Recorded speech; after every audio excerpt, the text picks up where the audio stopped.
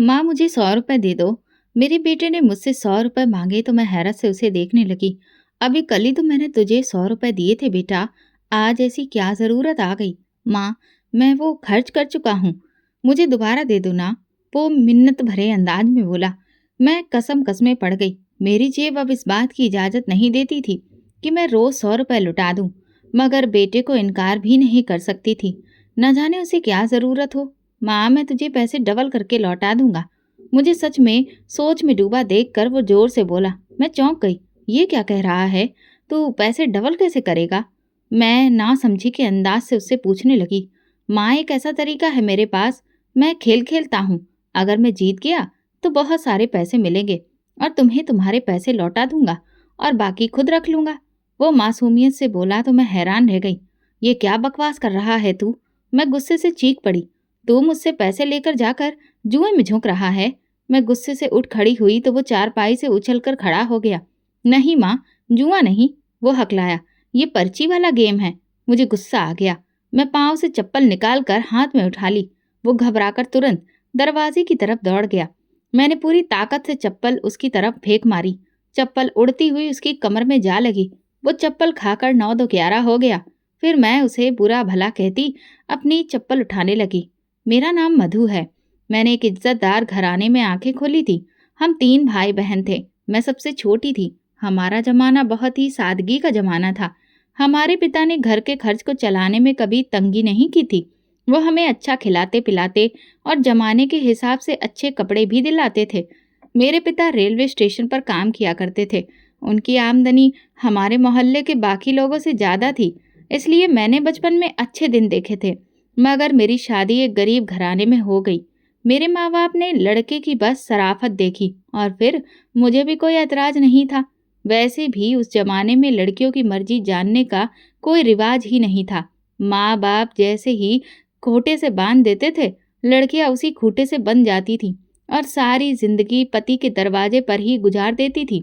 अब चाहे पति जैसा भी मिले, मारपीट करने वाला या हाथों को चलाए, वो तो लड़की की किस्मत पर निर्भर करता था। मेरे साथ भी ऐसा ही हुआ। मेरा पति एक जालिम इंसान था। वो मुझे मारने पीटने से कोई परहेज नहीं करता था। हर वक्त गुस्से से आंखें माथे पर चढ़ाए रखता।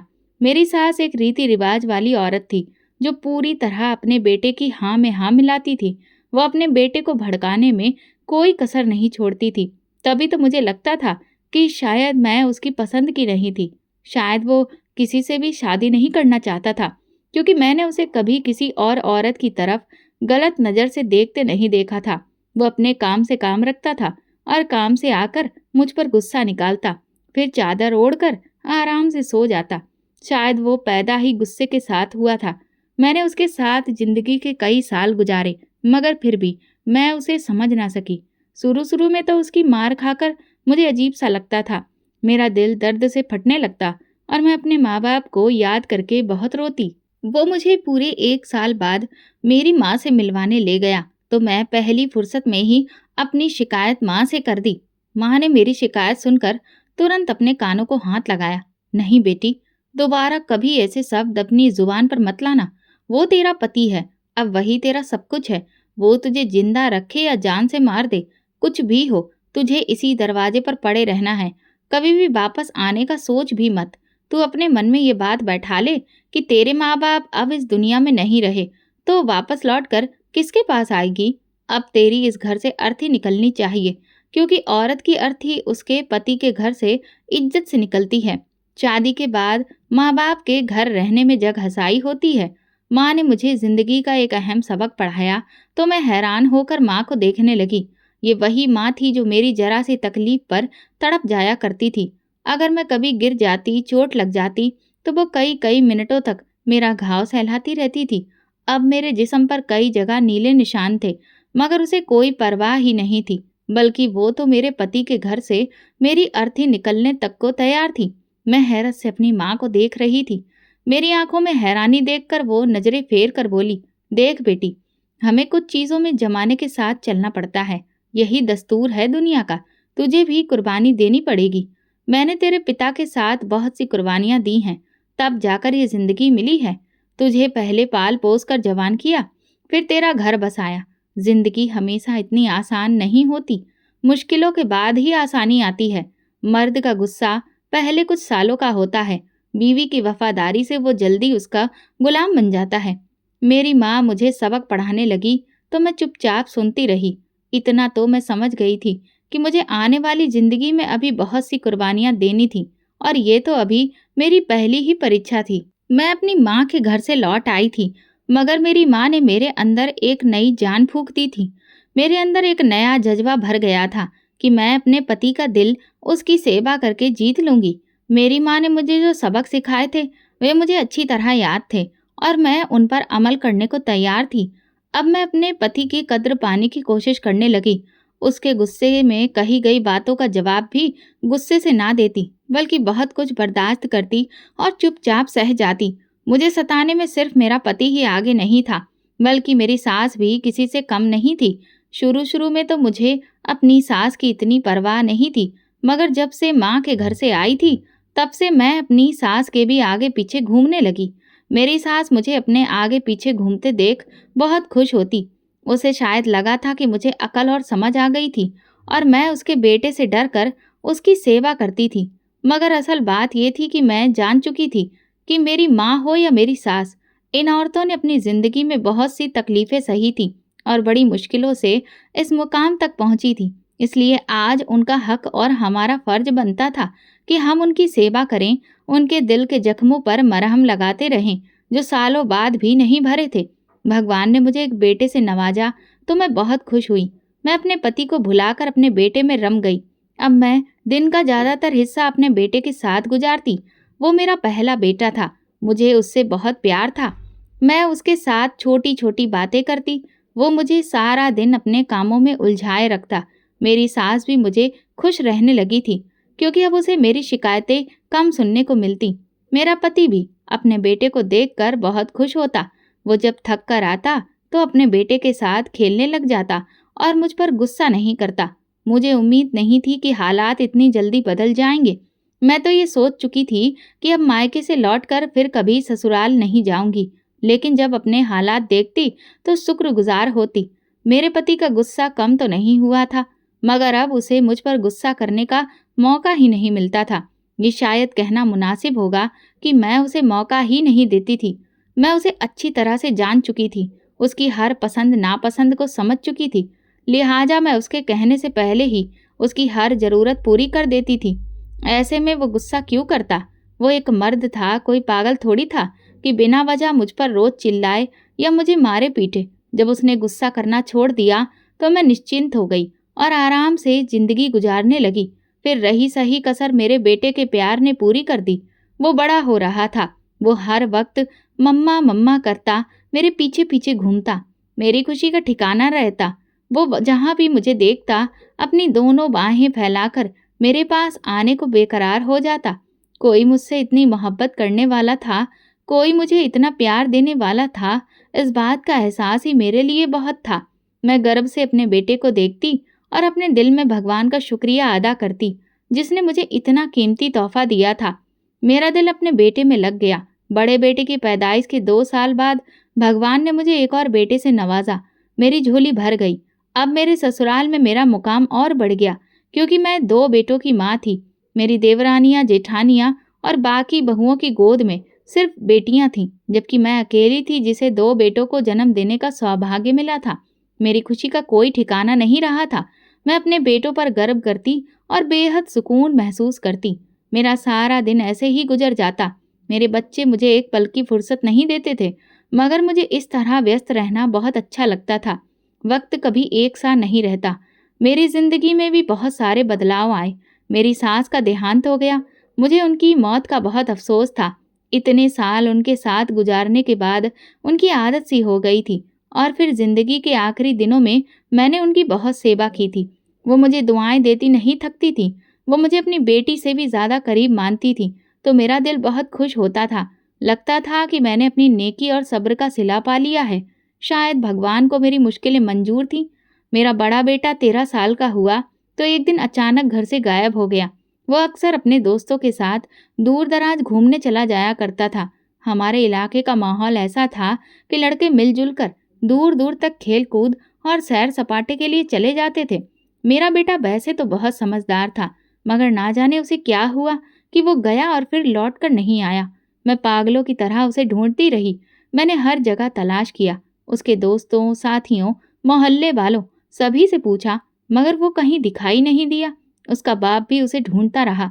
हमने अपने शहर से निकलकर आसपास के गांव और शहरों तक उसकी तलाश की। जब वो ना मिला तो पुलिस की मदद भी ली, मगर पुलिस भी कोई सुराग नहीं लगा सकी। मैं रो रो कर पागल हो गई थी। मेरा पति मुझे ही दोष देता था कि मेरी लापरवाही के कारण बच्चा घर से चला गया, मगर मेरा बेटा घर से क्यों भागता? वो तो बहुत समझदार और माँ से बेहद प्यार करने वाला था। वो मेरे बिना रोटी का एक निवाला भी नहीं खाता था। मुझे याद है, मैंने ना तो उसे डांटा था, ना ही कुछ कहा था। शायद स्कूल में कोई बात हुई हो जो मुझे मालूम ना थी, मगर आस पड़ोस और पुलिस वालों का यही ख्याल था कि वो अपनी मर्जी से गया था। मैं अपने बेटे की जुदाई से बेहद परेशान थी। मेरा हर दिन रो रो कर और रातें जाग जाग कर गुजरती थी। मेरा छोटा बेटा बचपन से ही कम बोलता था, मगर बहुत समझदार और होशियार था। एक माँ अपने बच्चों के बिना कैसे जी सकती है? मैं हर पल अपने बेटे के लौटने की राह देखती, हर नज़र दरवाजे पर टिकी रहती, मगर कई साल गुजरने के बावजूद भी वो नहीं लौटा। मेरे इंतजार की उम्मीद खत्म नहीं हुई थी। मुझे अब भी लगता था कि वो कहीं ना कहीं से निकलकर सामने आ जाएगा और कहेगा, माँ, मैं तो मजाक कर रहा था, तुम क्या समझी? हर रात मैं उसे सपने में देखती। कभी वो परेशान होता, कभी खुश दिखाई देता, मगर ढूंढने से वो कभी न मिला। मैं भगवान से बहुत प्रार्थनाएं करती रही, लेकिन उन प्रार्थनाओं का कोई सिला नहीं मिला। मगर इस सब का एक फायदा जरूर हुआ, मैं भगवान के बहुत करीब हो गई थी। मुझे पूजा पाठ में सुकून मिलने लगा। मैं सारा दिन पूजा में लगी रहती, रात को भी भगवान के सामने बैठी रहती। अभी बेटे के गुम हुए ज्यादा अरसा नहीं गुजरा था कि मेरे पति इस दुनिया से चले गए। पति की मौत एक बहुत बड़ा सदमा थी। वही तो एकमात्र मेरी जिंदगी का सहारा थे।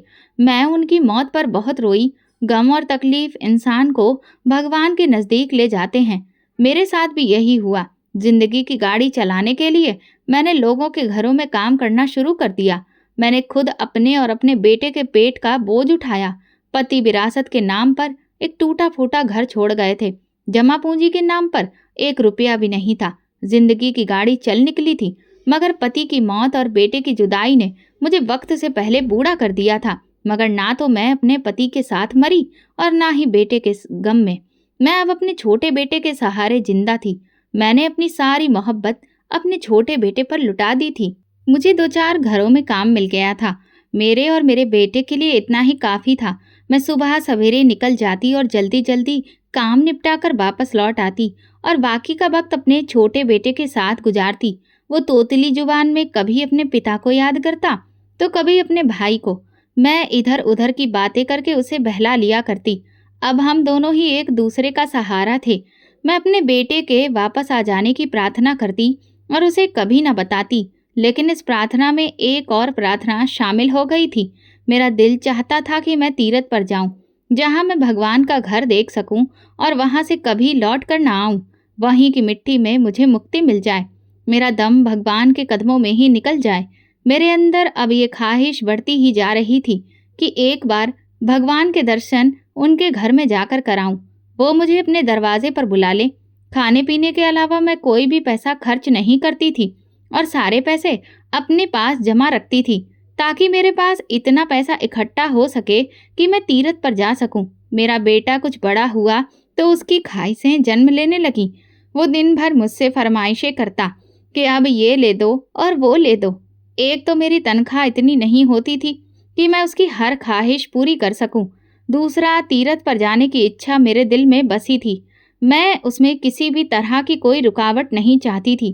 फिर भी पूरी कोशिश करती कि अपने बेटे को नाराज ना करूं और उसकी हर इच्छा पूरी कर दूं। आखिर इस पूरी दुनिया में उसके सिवा मेरा कौन था और वो अपनी फरमाइश लेकर किसके पास जाता? मधु, जरा जल्दी हाथ चलाओ, अब तुम्हारे हाथों में वो दम नहीं रहा। मेरी मालकिन ने मुझे डांटा तो मैं जल्दी जल्दी हाथ चलाने लगी। आज उनके घर में मेहमानों की दावत थी, इसलिए उन्होंने मुझे सुबह से ही काम पर बुला लिया था। मैं भी पूरी तरह से कामों में जुटी हुई थी। मैं चाहती थी कि आज की दावत का सारा काम करके मैं खूब पैसा कमा सकूं। मेरी मालकिन ने कहा था कि तुमसे अब इतना काम नहीं होगा, मैं दूसरी काम वाली को भी बुला लेती हूँ।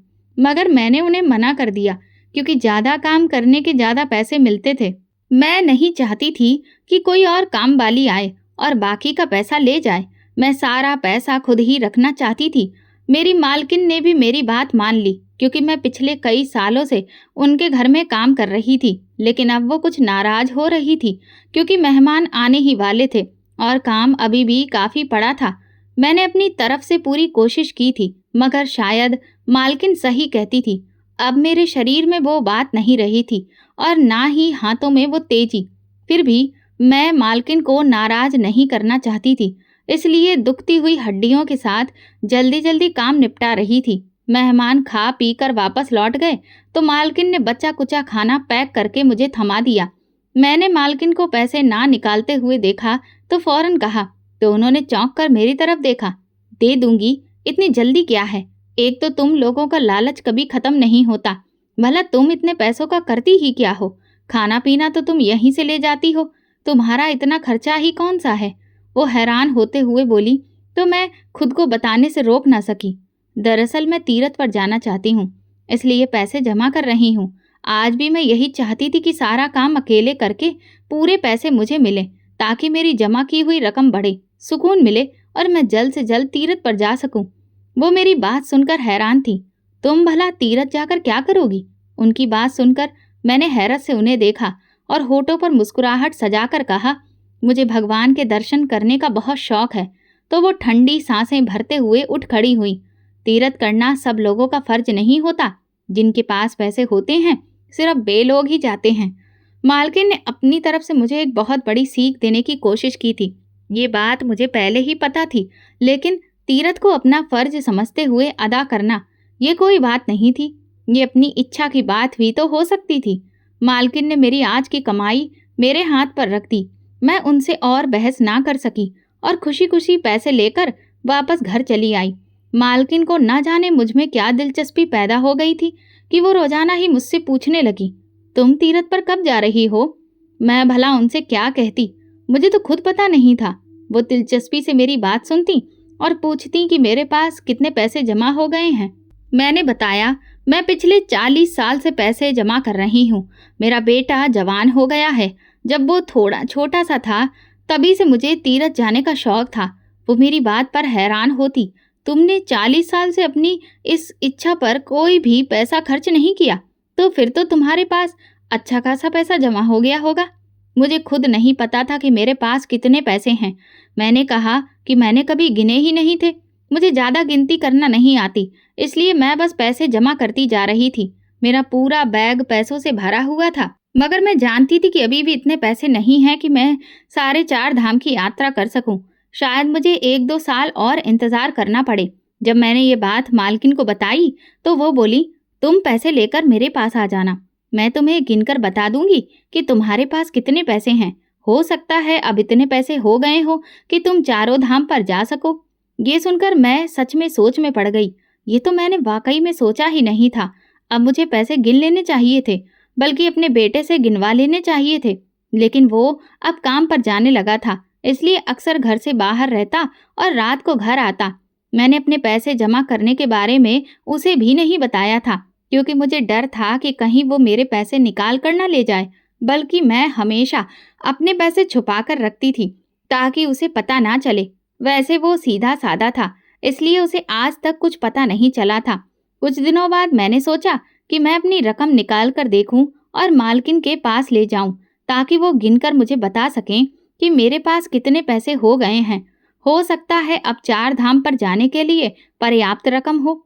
मैं पैसे निकाल कर बैठी ही थी कि दरवाजे पर आहट महसूस हुई। मैंने सर उठाकर देखा तो सामने बेटा खड़ा था। वो हैरत से मुझे देख रहा था। माँ, तुम्हारे पास इतने पैसे कहाँ से आए? वो हैरान होता हुआ आगे बढ़ा और मेरे सामने बिस्तर पर बैठ गया। मैं जल्दी से पैसे अपने पल्लू के नीचे छुपा दिए। ये मेरे नहीं हैं, ये मालकिन ने मुझे दिए थे। उन्हें मुझसे कुछ बड़ा सामान मंगवाना था।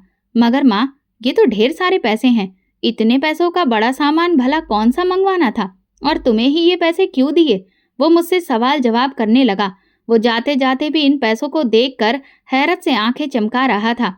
मुझे नहीं पता था कि वो जल्दी घर आ जाएगा, वरना मैं पैसे नहीं निकालती। मालकिन के ही हैं, तुम फिक्र ना करो। तुम यहाँ से जाओ, मुझे पैसे वापस रखने दो। मैंने उसे जबरदस्ती कमरे से बाहर भेजा और सारे पैसे बैग में रखकर छुपा दिए। मैं नहीं चाहती थी कि वो ये पैसे चुरा ले, क्योंकि उसकी आंखों की चमक बता रही थी कि वो इन पैसों में से कुछ खर्च करना चाहता था। मैं बेचैनी से सुबह होने का इंतजार करने लगी ताकि मेरी रकम सुरक्षित रहे और मैं अपनी मालकिन के पास पैसे ले जाऊं। मैं सुबह सवेरे पैसे लेकर घर से निकल पड़ी और मालकिन के पास पहुंच गई। वो भी रकम देखकर हैरान थी। ये तो बहुत सारे पैसे हैं, इनको गिनने में भी काफी वक्त लगेगा। चलो, तुम इन पैसों को सीधा करके रखती रहो और मैं गिनकर इनको कॉपी में लिखती जाऊंगी। वो हिसाब किताब करने बैठ गई और मैं सारे नोट सीधे करने लगी। जैसे ही मैंने सारे पैसे सीधे किए और उन्होंने पैसे गिने तो उनकी आंखें चमक उठीं। कितने पैसे हैं? क्या ये 4 धाम के लिए काफी होंगे? मैं खुश होकर उनसे सवाल किया तो उन्होंने इनकार में सिर हिला दिया। नहीं, इतने पैसे नहीं हैं। अभी तुम्हें और भी पैसे जमा करने होंगे। तुम ऐसा करो, अपनी रकम मेरे पास ही रख दो, क्योंकि घर में कहीं कोई चुरा न ले।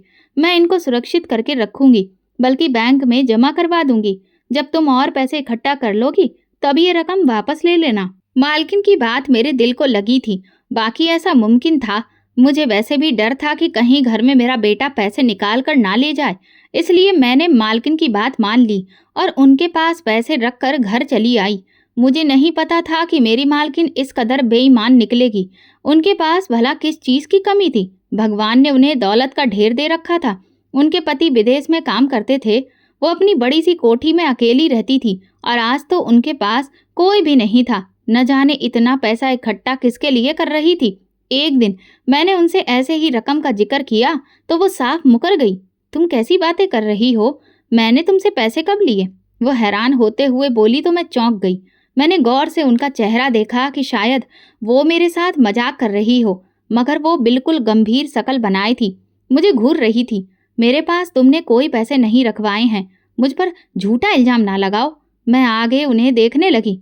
मुझे यकीन नहीं आ रहा था कि वो मेरे साथ इतना बड़ा फ्रॉड कर सकती है। मगर आपने ही तो कहा था कि आप पैसे बैंक में जमा करवा देंगी और फिर मुझे वापस लौटा देंगी। आप मेरे साथ ऐसा ना करें। मैं गिड़गिड़ाने लगी तो उन्होंने मुझे घर से निकल जाने का हुक्म दिया। तुम मुझ पर इतना बड़ा इल्जाम लगा रही हो, पहले 10 बार सोच लो कि तुम किसके बारे में बात कर रही हो। कोई भी तुम्हारी बात पर यकीन नहीं करेगा कि मैंने तुम्हारे पैसे लिए हैं। और तुम्हारे पास इतने पैसे आए कहाँ से? अगर तुम्हारे पास इतने पैसे जमा थे तो क्यों तुम लोगों के घरों में काम कर रही होती? उन्होंने सवाल किया तो मेरे पास कोई जवाब नहीं था।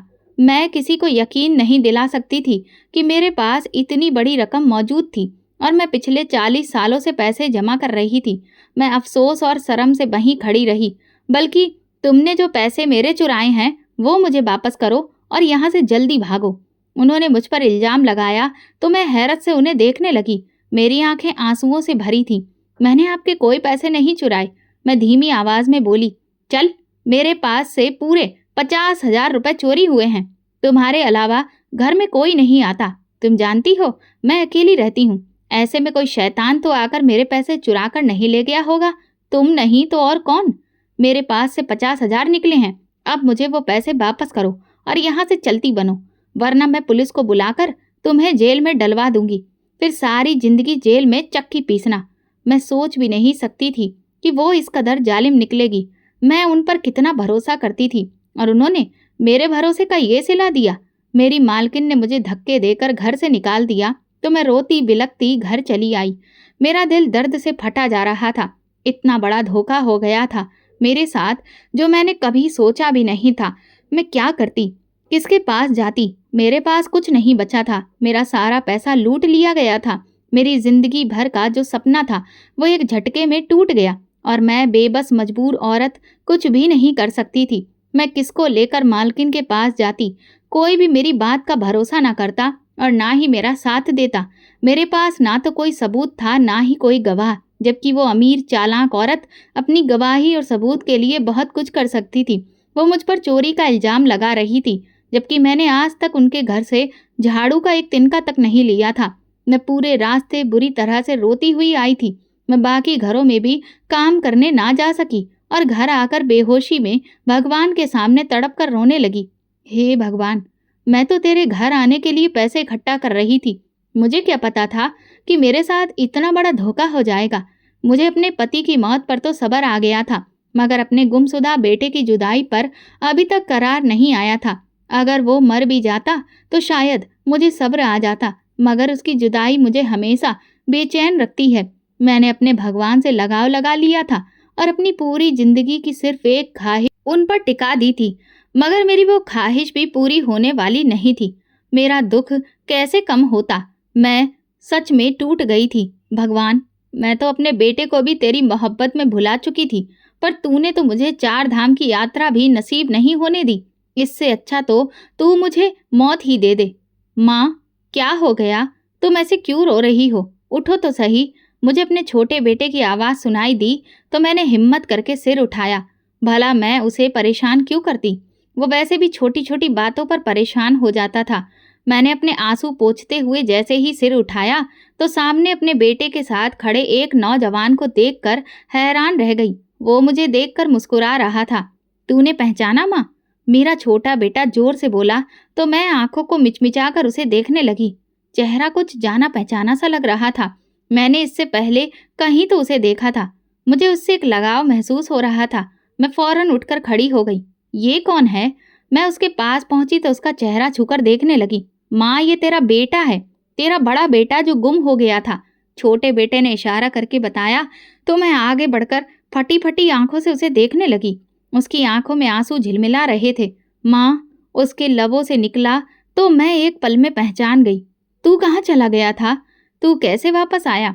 मैंने उसे अपने सीने से लिपटा लिया और उसका मुंह और हाथ चूमने लगी। वो भी मेरे गले से लगकर सिसक उठा और बार बार मेरा माथा चूम रहा था। तू कहाँ चला गया था? तूने अपनी माँ को कितनी तकलीफ दी। मैं तेरे बिना कितनी तड़पी हूँ। मैं अपनी दुख भरी दास्तान सुनाने लगी तो उसने अपने दोनों हाथों से मेरे आंसू पोंछे। मैं जानता हूँ माँ, तू मेरे बगैर कितना तड़पती होगी। तू मुझे चाहती भी तो कितना थी, पर मैं अपनी मर्जी से नहीं गया था। मुझे अगवा कर लिया गया था। बड़ी लंबी कहानी है, मैं तुझे फुर्सत से सुनाऊंगा। पहले तू पानी पी ले। मेरा छोटा बेटा भागकर मेरे लिए पानी ले आया और मैंने पानी का एक घूंट पिया तो मुझे थोड़ा होश आया। मेरा बच्चा, वो पानी मेरे बड़े बेटे ने पिलाया और फिर वो मुझे अपनी जिंदगी की कहानी सुनाने लगा। माँ, कुछ लोग मुझे जबरदस्ती उठाकर ले गए थे। उन्होंने मुझे बेहोश कर दिया और एक वीरान जगह पर ले जाकर बंद कर दिया। मुझे नहीं पता था कि वो कौन सी जगह है, मगर वहां पर मेरे जैसे और भी बच्चे थे। उन्होंने हमसे झूठ बोला कि तुम्हें विदेश ले जाएंगे, तुम लोग वहां पर काम करोगे और खूब पैसे कमा कर अपने घर वालों को भेजोगे। दरअसल उन्होंने हमारा सौदा कर दिया था। जब तक वो हमें आगे न बेच देते, हम उस वीराने में कैद होकर रहते। मैं वहां मौजूद लड़कों के साथ भागने का इरादा बनाने लगा। उन्होंने हमें धमकी दी थी कि अगर हमने भागने की कोशिश की तो वे हमें जान से मार डालेंगे, मगर हमें अपनी जान बचाने की एक कोशिश तो करनी ही चाहिए थी। इसीलिए हम जान की परवाह किए बिना वहां से भागने की कोशिश करने लगे, मगर वे लोग हमें कोई मौका ही नहीं देते थे। एक दिन मुझे मौका मिल गया और मैं एक और लड़के के साथ वहां से भाग निकला। मैंने सोचा था कि मदद हासिल करके बाकी साथियों को भी छुड़ाने की कोशिश करूंगा। जैसे ही हम वहां से बाहर निकले तो हर तरफ ऊंचे ऊंचे पहाड़ थे। उन्होंने हमें पहाड़ों में कैद करके रखा हुआ था। हमने वहां से रास्ता ढूंढने और भाग जाने की बहुत कोशिश की, मगर हम पहाड़ों के बीच में भटक कर रह गए। हमें नहीं पता था कि यहाँ से वापसी का कौन सा रास्ता है। हमें कोई बड़ी सड़क दिखाई नहीं दी। इतनी देर में उन्हें भी पता चल गया कि हम लोग भाग निकले हैं और वे हमारी तलाश में निकल पड़े। जब हमने उन्हें अपने पीछे आते देखा तो हम बहुत डर गए और एक तरफ को दौड़ लगा दी। उन्होंने हम पर गोलियां बरसाईं और मेरे साथ भागने वाले साथी को गोली लग गई। मैं और तेजी से दौड़ पड़ा। मुझे अपनी जान बचानी थी। भागते भागते मैं बड़ी सड़क तक पहुंच गया। वहां से एक ट्रक गुजरता देखा। मैं किसी तरह भागकर ट्रक के पीछे लटक गया और वहां से बहुत दूर निकल गया। तब तक मुझे पता नहीं था कि वे हमें स्मगलिंग करके पहले ही अफगानिस्तान ले गए थे और मैं वहां से वापस नहीं आ सकता था, क्योंकि मेरे पास ना तो पासपोर्ट था और ना ही आईडी कार्ड।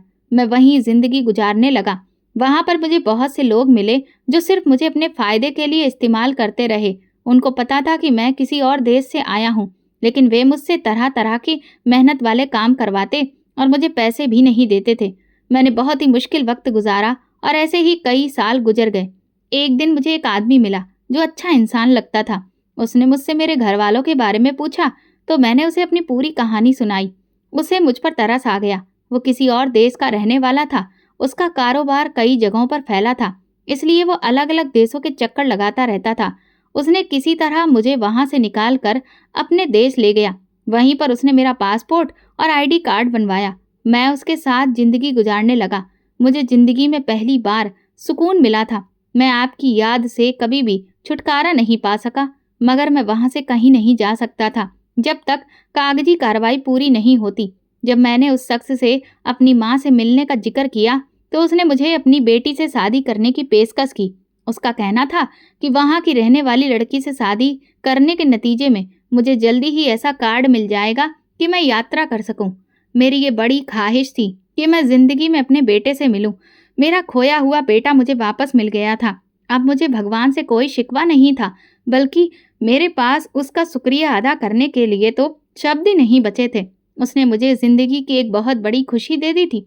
उसने मेरी ख्वाहिश तो पूरी कर दी थी, जबकि 4 धाम की यात्रा करना मेरी दूसरी अधूरी इच्छा थी। मगर मैंने अपने भगवान से उम्मीद नहीं छोड़ी थी। अगर उसने मेरी एक ख्वाहिश पूरी कर दी थी तो मेरी दूसरी ख्वाहिश पूरी करना उसके लिए कुछ मुश्किल नहीं थी। बस मैं समय का इंतजार कर रही थी।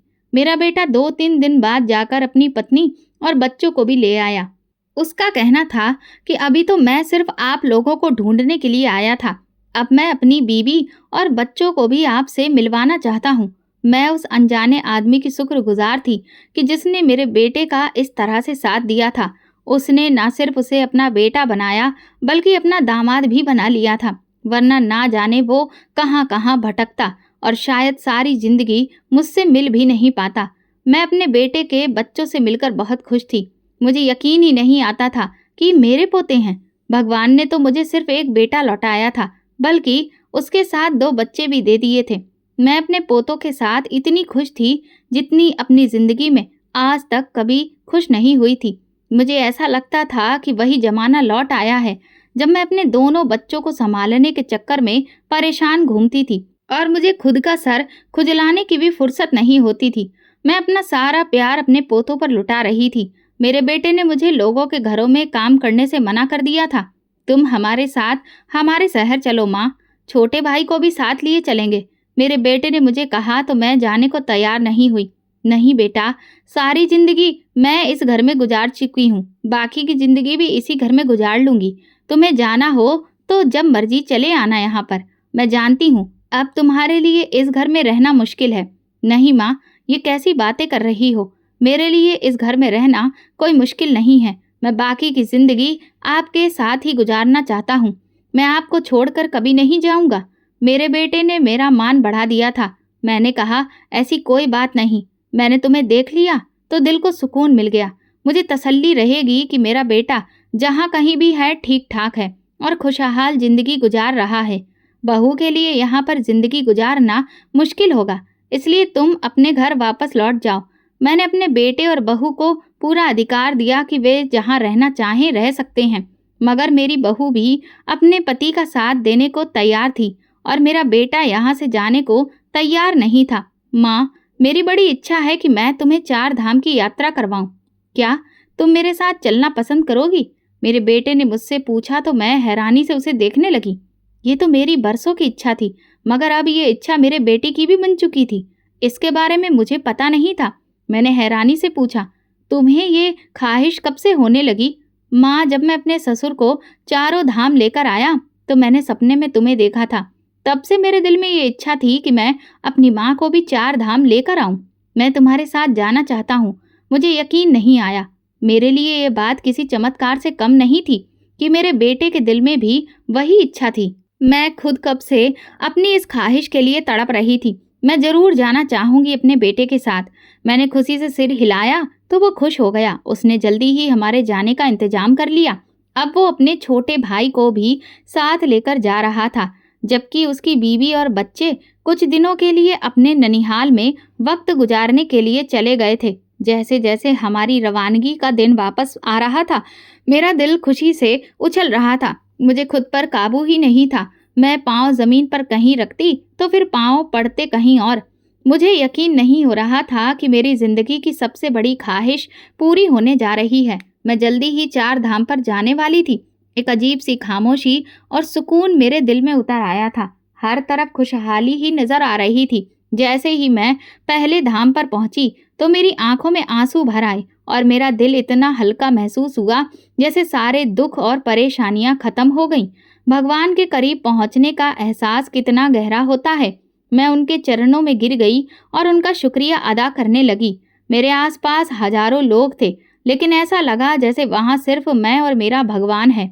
मेरे दिल से हर डर, हर दुख खत्म हो रहा था। मैं कभी सोच भी नहीं सकती थी कि भगवान मुझे अपने घर बुलाने का ऐसा तरीका निकालेंगे, क्योंकि भगवान ने तो ठान लिया था कि वे मुझे मेरे दोनों बेटों के साथ अपने घर बुलाएंगे। जब मैं 4 धाम से लौटी तो सभी मोहल्ले वाले मुझे बधाई देने लगे। एक शाम दरवाजे पर दस्तक की आवाज़ सुनाई दी तो मेरे छोटे बेटे ने आगे बढ़कर दरवाज़ा खोल दिया। मुझे अपनी मालकिन की आवाज़ सुनाई दी। मैं हैरान होकर बाहर निकली। वो मुझे देखते ही मेरी तरफ लपकी। उनके हाथ में मेरा वही छोटा बैग था जिसमें मैंने पैसे छुपाकर रखे थे और जो उन्होंने मुझसे छीने थे। आप यहाँ? मैंने हैरानी से पूछा। मुझे माफ़ कर दो, मैंने तुम्हारे साथ बहुत गलत किया। मुझे अपने किए की बहुत सख्त सज़ा मिल गई। मेरे बेगुनाह पति को पुलिस ने पकड़ लिया है और वे उन्हें रिहा करने को तैयार नहीं हैं। मैं जानती हूँ ये मेरे ही गुनाह का नतीजा है। तुम्हारे पास इतने पैसे देखकर मैं लालच में आ गई थी, वो कह रही थी। मैं हैरानी से उनकी बात सुन रही थी। ये पैसे ले लो और 4 धाम पर चली जाओ, बल्कि तुम्हारा सारा इंतजाम मैं करवा दूंगी। तुम्हें और पैसे भी दूंगी, बस तुम मुझे माफ़ कर दो। देखो, पैसे भी मेरे काम नहीं आ रहे। वे लोग पैसे लेकर भी मेरे पति को नहीं छोड़ रहे। तुम वहां जाकर मेरे पति के लिए प्रार्थना करना। वो रोते हुए बोली, मुझे अपने पैसों की ज़रूरत नहीं। मैं पैसों के बिना ही 4 धाम कराई हूँ। भगवान ने तो मुझे खुद ही बुला लिया था। मैं सुकून से बोली, भला ये मुमकिन कैसे हुआ? उन्होंने पूछा। फिर मैंने उन्हें पूरी कहानी सुनाई। वो मुझसे लिपट गई। वाकई मैं तो ये समझ ही नहीं पाई थी कि भगवान के करीब पैसे वाला नहीं बल्कि मजबूत किरदार वाला होता है। वो मुझे मेरा पैसों से भरा बैग लौटाकर चली गई और मैं एक बार फिर से अपने भगवान की नेमत से सुकून में हो गई। तो दोस्तों, अगर आपको हमारी कहानी पसंद आई हो तो कमेंट करके ज़रूर बताएं। वीडियो को लाइक करें और ज़्यादा से ज़्यादा शेयर करें। अगर आप चैनल पर नए हैं तो सब्सक्राइब जरूर करें और नोटिफिकेशन बेल को दबाएं ताकि अगली अपडेट सबसे पहले आपको मिले। धन्यवाद।